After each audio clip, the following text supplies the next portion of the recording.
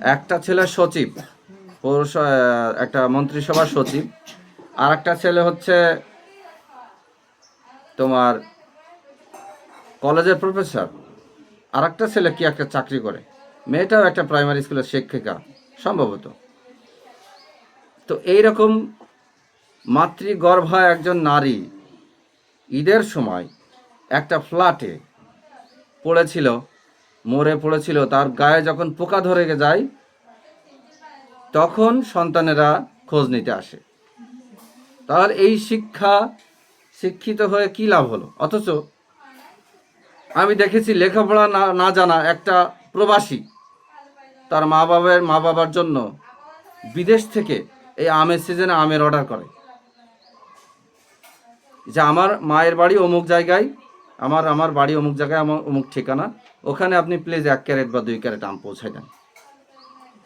একজন অশিক্ষিত রেমিটেন্স যোদ্ধা তার বাবা মায়ের খেয়াল রাখছে, কিন্তু এরা কি শিক্ষিত হলো যে এত উচ্চ পদস্থ কর্মচারী হয়েও তার মায়ের খেয়াল রাখতে পারেনি, সেবা করেনি, এমনকি মরার পরেও তার খোঁজ নেয়নি।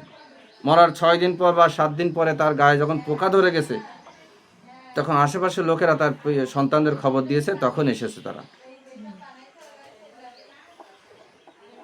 আমার মতে এই ধরনের সন্তানদেরকে অর্ধেক মাটিতে পুঁতে পাথর নিক্ষেপ করে মেরে ফেলতে হবে,